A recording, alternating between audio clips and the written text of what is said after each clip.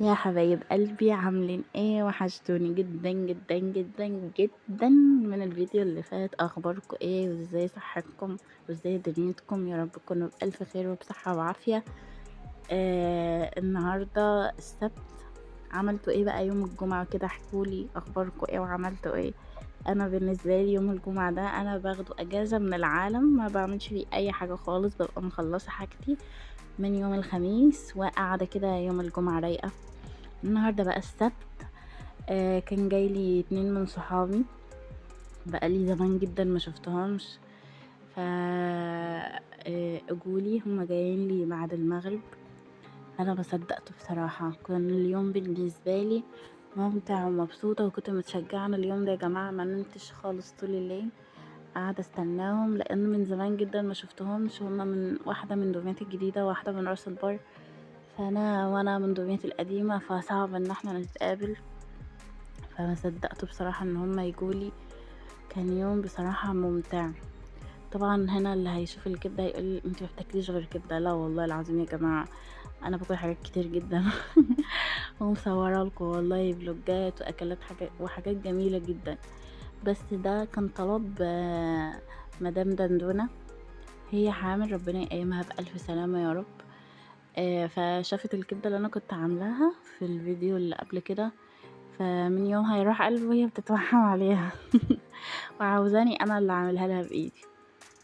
فطبعا العين دي قبل العين دي تأمر دندنتي حبيبة قلبي، فطبعا عملتها لها. ما صدقت ان هي اجت لي وعملتها لها عشان ان انا ما يطلعلهاش الكبده كده ولا كده، بعد الشر بس فقمت بقى عملت لهم سندوتشات كبده وسجق وبطاطس.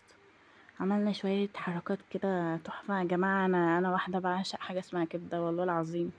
ممكن أكل كبدة مرتين 3 في الأسبوع عادي، بالنسبة لي مش مشكلة. أنا بحبها جدا وبحب أعملها قوي، وبحب أصلا لما بعملها بحب أصورها حتى لو صورة كده بس، لأن بحسها طالعة خطيرة. أنا بقى بفصص التوم بتاع الكبدة وقطعت الخضار.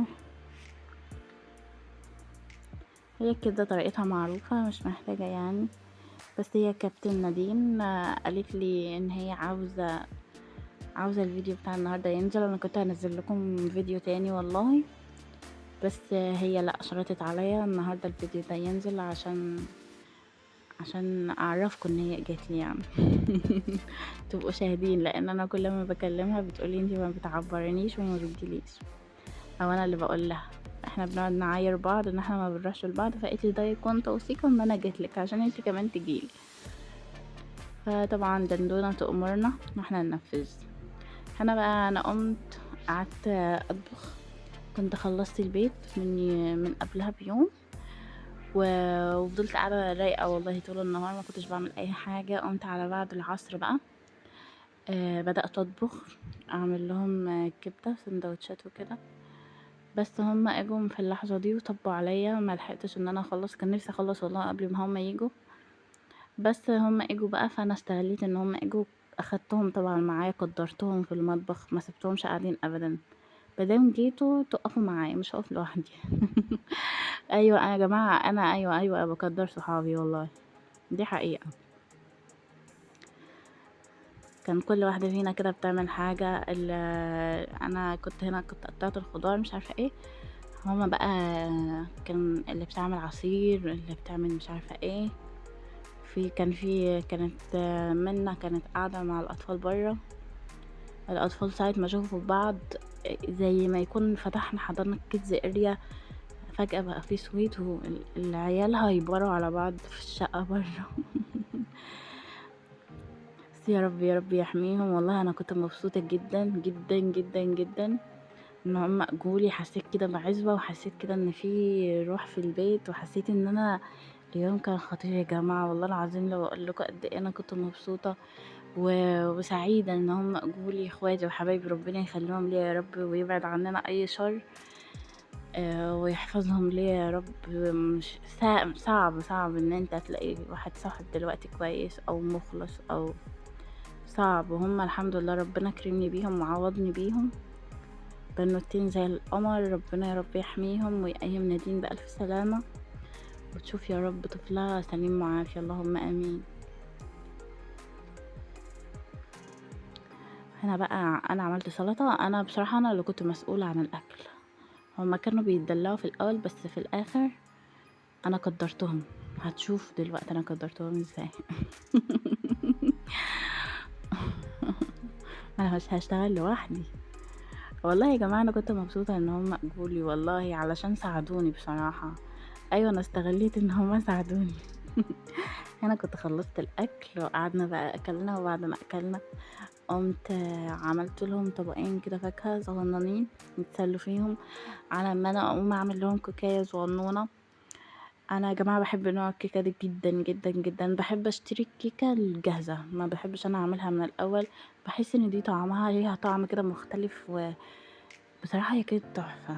هي كيكة شوكولاتة بالبندق. انا حطيت لكم صورتها عشان اللي عايزها يبقى يجيبها. هتلاقيها بقى في اي هايبر كبير، في اي حد يعني. ممكن الراجل اللي هو بيبيع العطارة بس تبقى كبيرة بقى، او من عند مستلزمات الراجل اللي هو بيبيع مستلزمات الكيك والحاجات دي. انا بحبها جدا، بحب الجاهزة دي قوي بصراحة، بيبقى طعمها مختلف خالص عن اللي بنعملها من الاول. وانا بصراحة بحب اشتري دماغي، هي ما اخدتش مني 10 دقايق لما خلصتها. يدوب حطيت لها 3 بيضات ونص كوباية لبن، لو ما عندكيش لبن حطي نص كوباية مية، وحطيت لها 3 معالق زيت، وخلاص على كده قعدنا نقلب نقلب نقلب، وخلاص على كده حطيتها في ورق في الورق اللي هو ورق الزبدة، وحطيتها في الصينية وحطيتها في الفرن. ما اخدتش والله ربع ساعة 10 دقايق وكانت خلصت. وهنا بقى بعمل لها صوص شوكولاتة. حطيت نص كوباية لبن على حبة كاكاو، وحطيت حبة سكر، وبعدين ضربتهم في الخلاط، وبعدين نزلتهم على نار هادية خالص عشان الصوص يتماسك شوية. انا الصوص كان تقيل مني فحطيت له معلقتين لبن بس لحد ما وصل للقوام ده. انا مرضتش اسرع الحته دي عشان تشوفوا هي بتتقل جدا، ممكن تتقل اكتر من كده كمان على حسب ما انت عايزه.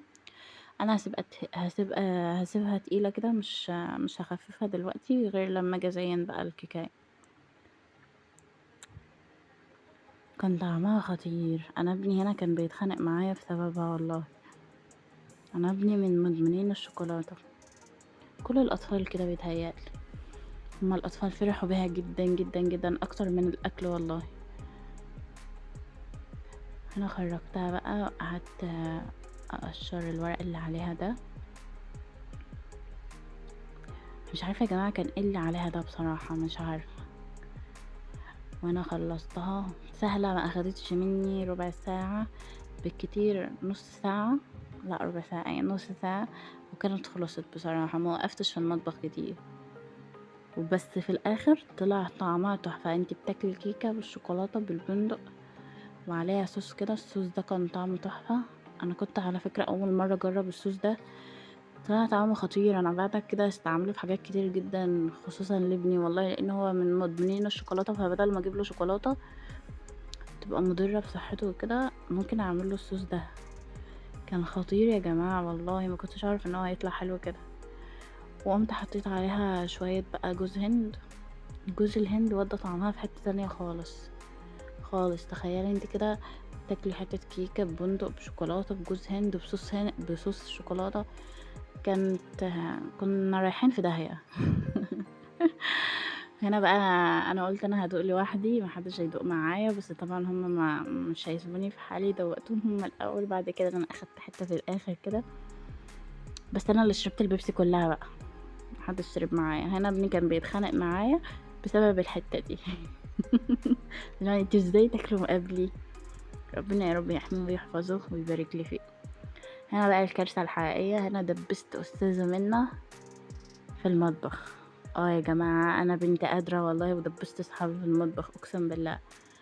واحده عملت البوتاجاز، واحده عملت الحوض، وانا بصراحه مسحت الارض ونشرت هدوم. حلوه قوي كده. طبعا لازم يشتغلوا معايا، انا هشتغل لوحدي؟ لا، طبعا لازم اقدرهم. ربنا يا رب يخليهم ليا ويحفظهم، ونفضل عزوة كده طول العمر، وما يفرق ما بيننا ابدا. انا كان خلاص كنت خلصت ونشرت وخلصت، كل ده احنا واقفين مع بعض على فكرة، ما بنخلص حاجة ونخش في حاجة مع بعض احنا التلاتة. انا بقى كان وصلني اوردر كنت طالباه، كنت جايبة كوبايتين كده، كوباية للايس كوفي وكوباية للبيبسي والحاجات السقعانة، وجبت المج الصغنن ده شكله شيك قوي قوي قوي قوي، بالشاي بقى وكافي ميكس والحاجات الجميلة دي والحاجات السخنة. وجبت البتاعة بتاعت اللي هي، اللهم صل على النبي، اللي هي بتاعت الصابون السائل ده، شكلها شيك جدا جدا جدا. وجبت الرول دي كمان، مش هعمل بيها الرخامة ما تقلقوش، انا ما بحبش شكل الرخامة يتغير، حابة شكل الرخامة كده. هعمل بيها حاجة تانية هوريها لكم، انا اصلا طلبت منها واحدة كمان، هوريكم هعمل بيها ايه. وجبت بقى الطقم بتاع البهارات ده، شكله شيك جدا يا جماعة في المطبخ. بس كده انا كده يوم الخلوص الحمد لله. لو عجبكم الفيديو اضغطوا لايك واشتراك وقولوا لي في الكومنتات ان الفيديو عجبكم، ونشوفكم على فيديو جديد ان شاء الله. مع السلامة يا احلى ناس في الدنيا. باي باي.